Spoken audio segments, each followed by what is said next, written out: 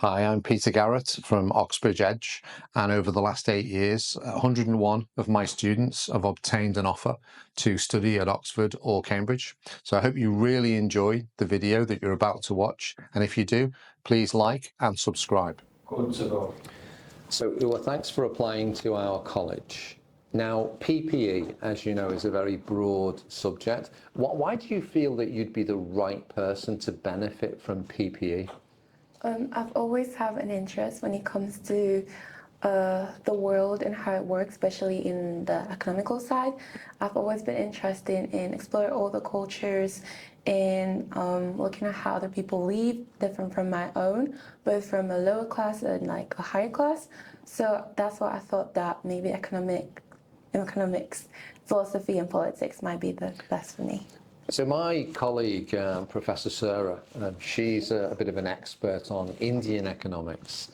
Now, I know you've spent some time in Spain. Yes. And have you spent time in other continents as well? No, just Spain. Just in Spain? Yes. Perhaps I could encourage the two of you to talk about economics in a context other than the United Kingdom. Would you like to ask a question about, maybe even a difficult question about economics in India?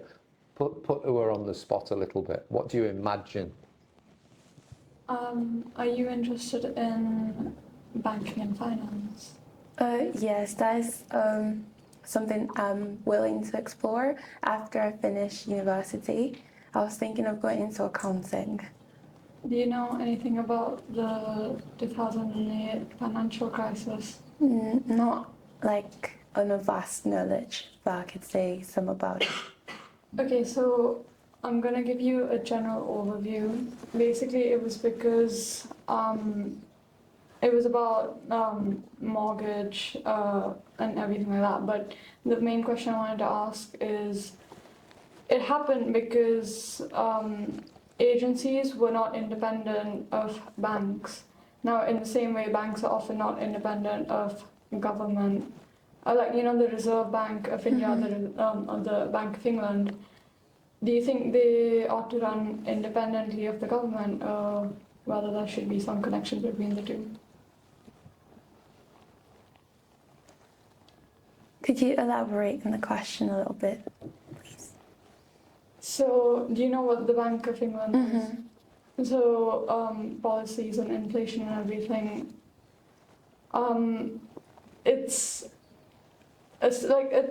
Should the bank run completely independent of the government without any feedback from the government, or should it collaborate? I mean, just to give you a bit of historical context, not long after Tony Blair came into office in 1997, his Chancellor Gordon Brown announced the independence of the Bank of England. So prior to that, the government had made decisions for the Bank of England, but he gave them independence, so they had the power to set interest rates, for example.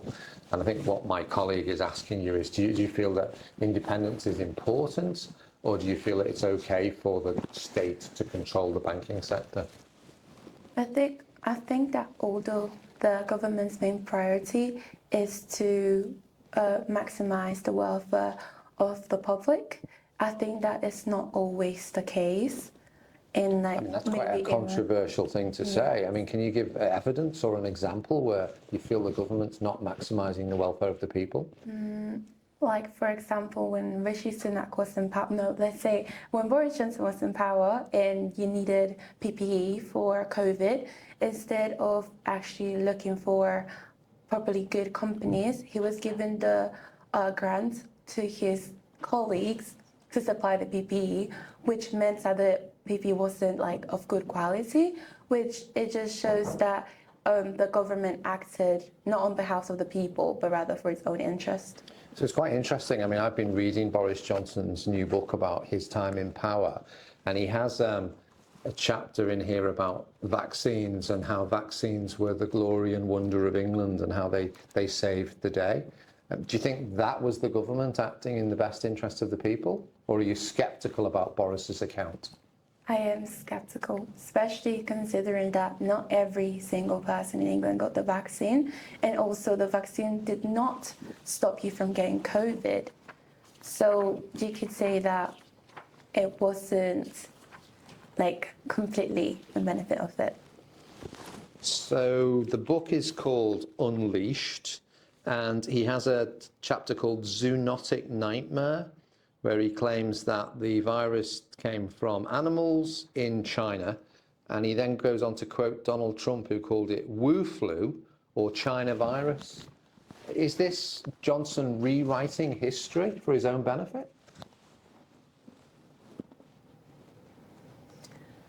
I'd say so. It seems like he's trying to shift the blame towards the Chinese instead of like focusing on what he could have done to make it better, like having more, basically regulating it more, especially considering that he would tell people to stay at home while he went outside to parties and stuff like that, which it wasn't like necessarily setting an example. It just seems like he's trying to shift the blame. Well, I've got another colleague with me today, Professor Melody, and she's probably quite interested because she specialises in biology, particularly in protein synthesis and that kind of thing. And she's probably quite interested to hear you talking about economic and political regulation of biology. Do you think that the future of biology is going to be tremendous for humanity, or are you fearful that viruses might cause big problems? I think that viruses could cause problems because of progress in biology. I feel like we've got the techniques, the technology to Good. overcome. Great to hear. Now I'm going to take you in a different direction. I'm going to Okay. find out if you're the right stuff for thinking skills and philosophy. Okay. So I don't know if you've ever come across the pirate problem before. It sounds familiar, but I'm not sure. Okay, so I want you to imagine you're on an island and there are 5 pirates. You can be the captain. Okay. And the pirates have found a chest of gold coins, and there are 100 gold coins in the chest. Oh, I've heard about this before. Okay, maybe you shouldn't be admitting that in a mock interview. Sorry. Okay. So you've got 100 coins, and there is a vote going to take place. The captain, or whoever is the highest ranking officer remaining, will make a proposal for a distribution of coins, and the 5 will all vote. And if the captain's proposal receives a majority, or if the vote is tied, that distribution of coins will stand. But I want to talk about axioms first. What axioms of behaviour do you think we should use to frame this problem? What do you mean by axioms? So, rules that determine the behaviour of the participants. Oh. So one axiom is that generally pirates wish to stay alive. Can you think of any other axioms that might pertain in this scenario? Pirates are greedy, so they might want to take the most for themselves. Is that a judgment you're making against a subclass of people called pirates, or? No, I'm just saying, like, in the nature, they're proud to be greedy. Okay, so we're going to assume that they want to maximise the Yes. number of gold coins that they each get. So that's going to be a factor.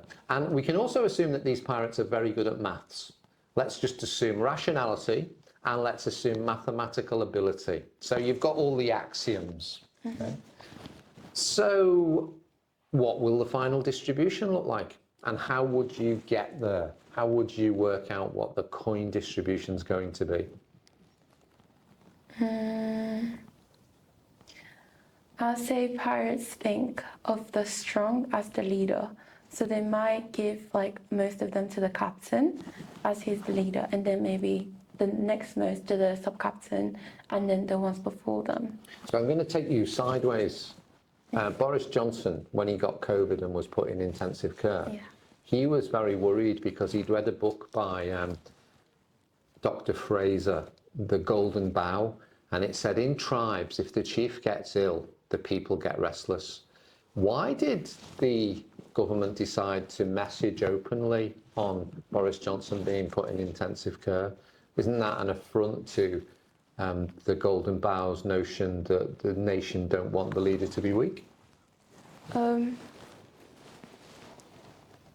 Or it could be two possibilities where it's like it's like it could be an incentive to have people stay at home because it's like if the one in power got the COVID, then everyone else is vulnerable to get it.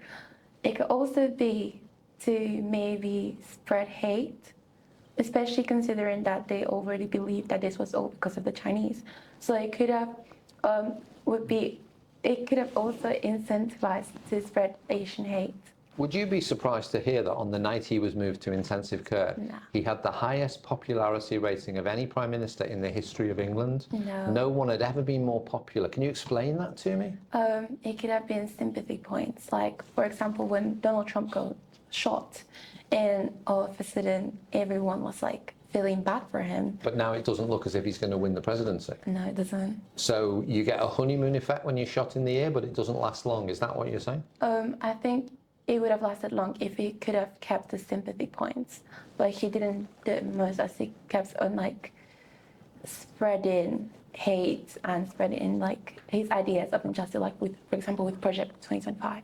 Now we're talking about spreading hate. Let's get back to the pirates. Okay. Okay, so I accept your conjecture that the pirates may well look up to the leader, because after all, he hasn't got COVID. And so they might allow him a distribution which gives him more coins than they get.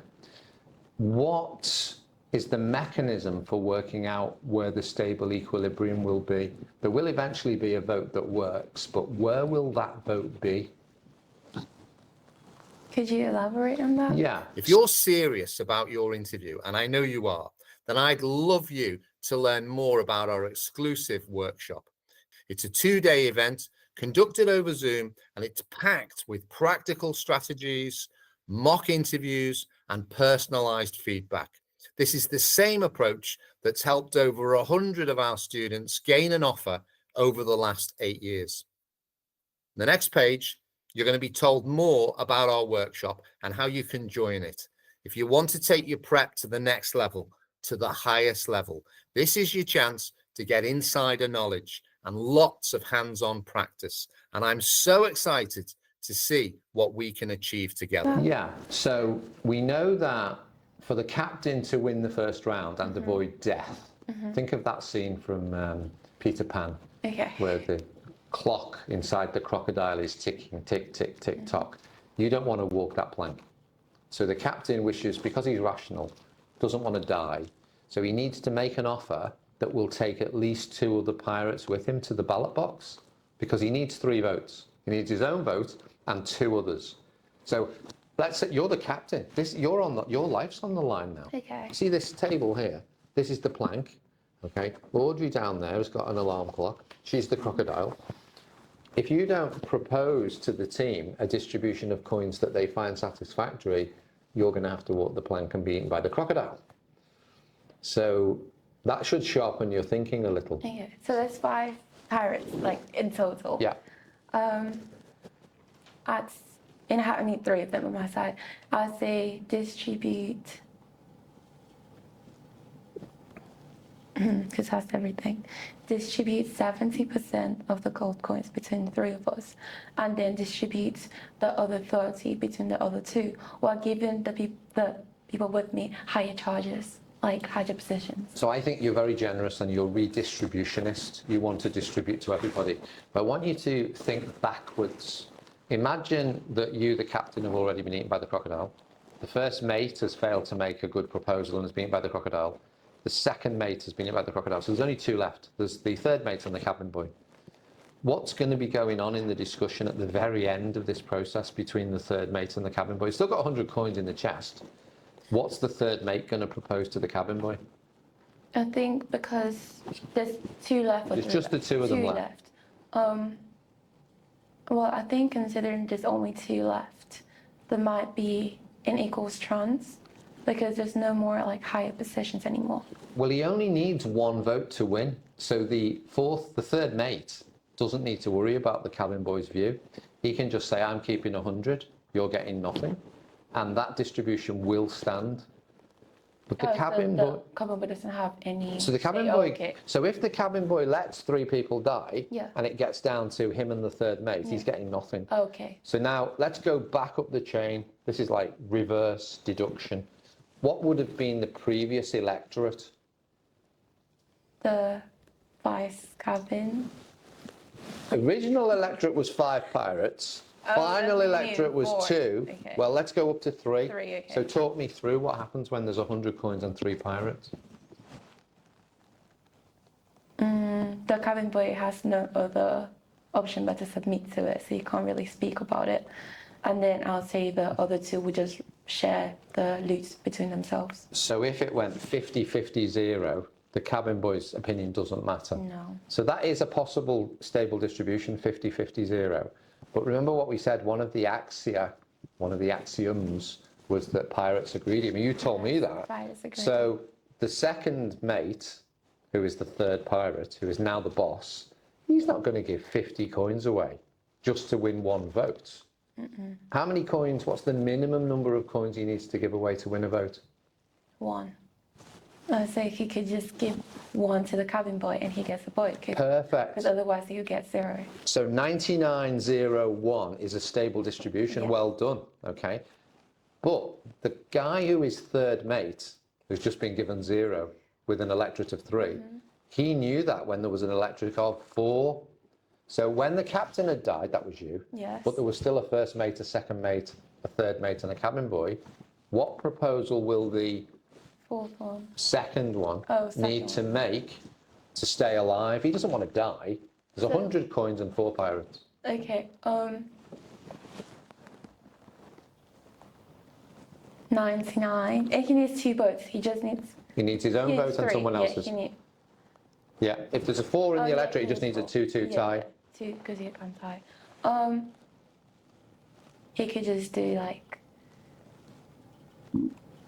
98 and then just give the other one 2. Okay, that might be stable, but the captain, you, didn't want to die anyway. So when there was an electorate of 5, you know all of that's going to happen.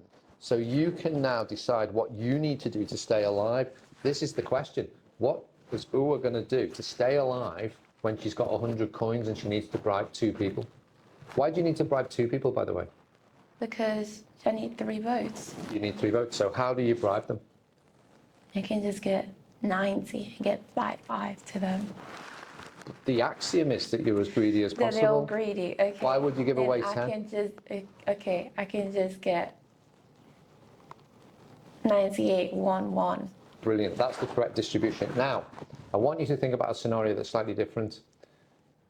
One of the 4 pirates, not the captain, has gone off on the island and has found the chest of gold. This pirate wants to bring back the right number of coins to guarantee the death of the captain. What is the right number of coins to bring back to the 5 pirates that will guarantee the death of the captain? Without excluding the person who found it, just 2, because you just need to buy 2. He's actually going to come back and be one of the electorate. Oh, then just 3. Like, you have 1, they have another one. If he brought back 3, the captain can survive because the captain can keep 1 and he can buy 2 votes for 1 each. So bringing back 3 Okay, doesn't... just 2 of them, and then give one person 1, another person 1, and then you also count. Yeah, I think if he comes back with either 1 or 2 coins, the captain is dead. Okay. Unless the captain with 2 coins decided to take naught himself because he values life more than money. So he goes a distribution 0, 1, 0, 1, 0. So maybe the captain can stay alive if the cabin boy brings back 2 coins. But if the cabin boy brings back only 1 coin, why can't the captain survive? Because maybe they believe, if the cabin boy has 1 of them, maybe they believe, oh, he's richer, so we're going to follow him other than following the captain. It's not quite that though, is it? Okay. It's just that you don't have enough money in the pot to buy 2 votes. Because you need 3 votes to hold the election and to stop yourself being killed, and you Yeah. can't afford to buy 2 because you've only got 1 coin. Unless you can cut the coin in half and then you'll be okay.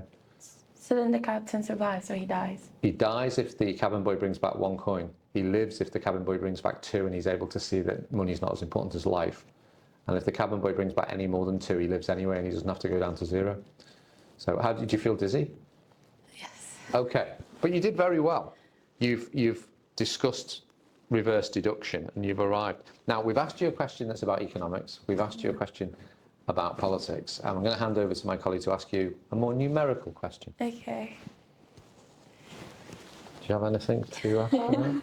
It can be about exchange rates or interest or anything at all. Do you know the recent reduction in inflation rates for America? Not heard of it. So basically, after COVID, inflation has just been rising. Yeah. And I think almost 2 weeks ago, they had that first cut in inflation. It was by 0.5 percentage. Well, my question was based on that, so I don't know. Okay, well, let me ask you. You're in the south of England and you go into a supermarket and you buy £100 worth of wine, and then you're going to go to Calais. You know where Calais is? In France. Oh, okay. And you go into a French supermarket. How many euros would you need to buy the same bag of bottles of wine? Does it have to be France? Can't it be Spain? Let's go to Spain, right? So Can it be Nigeria? it could be Nigeria, but why don't we just take you back to Spain because you Okay. spent 8 years in Spain. So you go to Southampton, you jump on the boat to Bilbao, you arrive in Spain, you've just spent £100 in Southampton in a supermarket, and you've bought, how many bottles of wine would you get for £100? Around, depends what. It depends on the quality, but give us a figure. Most wines are like, at least the ones you can find, is like £12 or so. So let's say 15 maximum. So around, I'm trying to think. 6 2/3? Yeah, I'd say. Okay, do you want to choose a different number? £14? Yeah, 7 that- bottles, £2 change? Yeah. So you've got 7 bottles in Southampton, and now you've gone to Bilbao. And you're going to be buying them not in pounds, but in... Euros. Okay. How many euros do we need to buy the same 7 bottles of wine?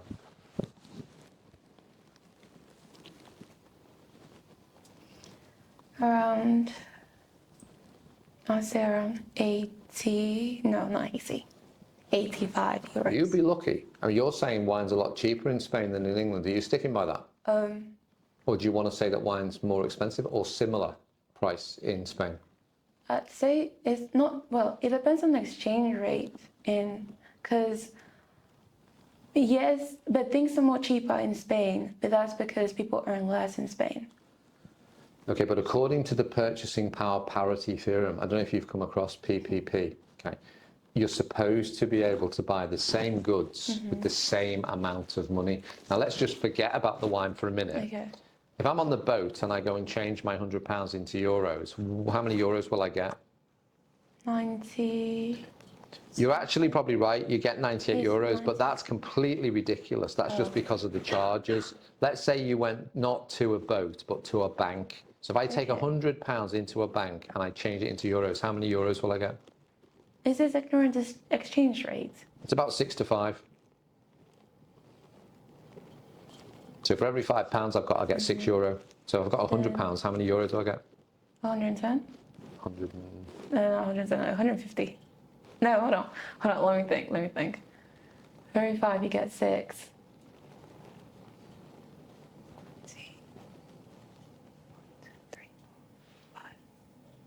105? 20 lots of 6? I'm trying to think. 120. Okay. Okay. Now, let's go into the supermarket in Bilbao. You've got €120. Yes. If PPP holds, how much in euros is a bottle of wine? 120. No. That wouldn't be one bottle of wine. 100. Oh, one bottle.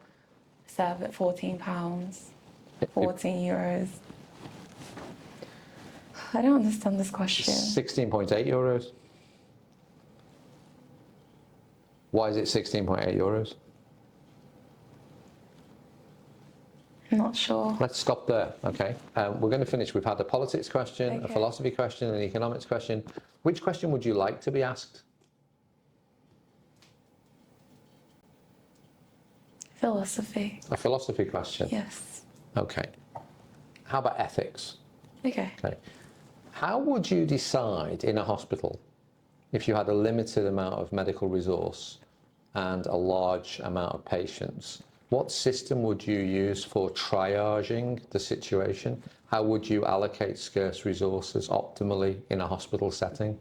Whoever needs it the most, whoever's in critical condition, I'll use them first. And then whoever is like, let's say just like cold, I would have them last. I would just create like a list. And if I wanted you to be more quantitative about it, if I wanted you to be a bit utilitarian, have you come across utilitarianism? Not yet. Okay, so Bentham and Mill thought that we could create a calculus. They called it a felicific or happiness calculus. And I'm able to assign values. So let's assign a value to your happiness. Okay. And assign a value to Professor Sarah's happiness. Okay. There is a problem. It's the incommensurability problem. Any idea what that problem is? The incommensurability problem. Is it that,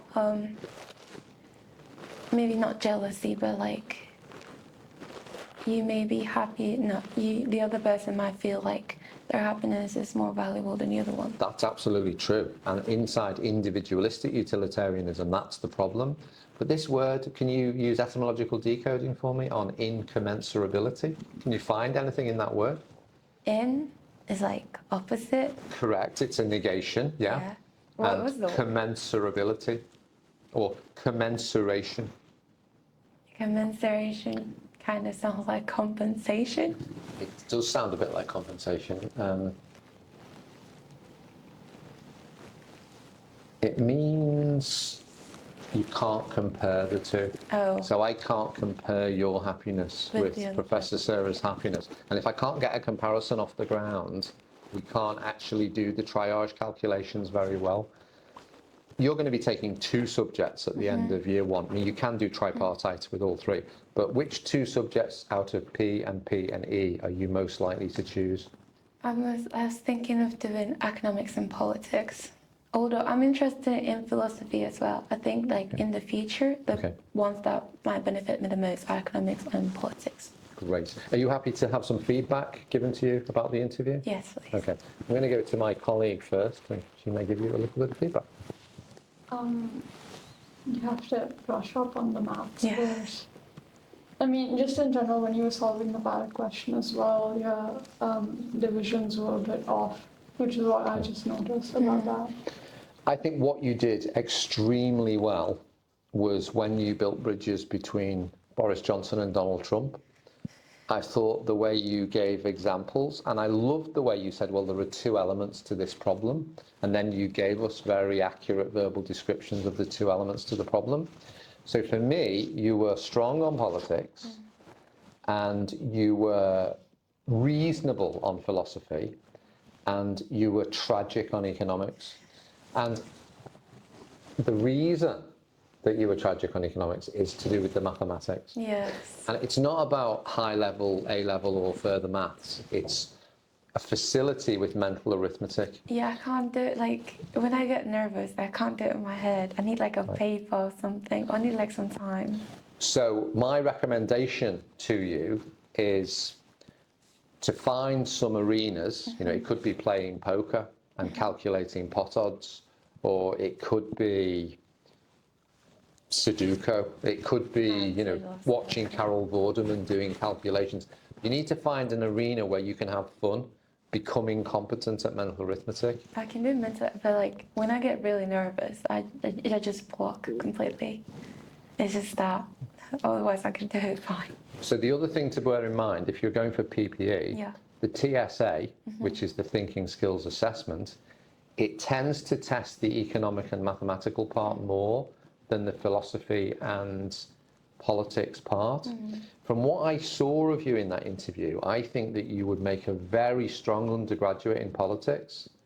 I don't know about philosophy because we didn't have enough time to explore it fully. But at the moment, I think you've created sealed off areas in your mind. There's UA that does A-level maths, and then there's UA that has conversations, and there's the bridge is out. And we somehow, in the next month, we need to rebuild the bridge so that when you're in that situation, you can have a shot at the offer. Okay. Great. Anybody else want to give any feedback, more positivity, anything they enjoyed about the interview?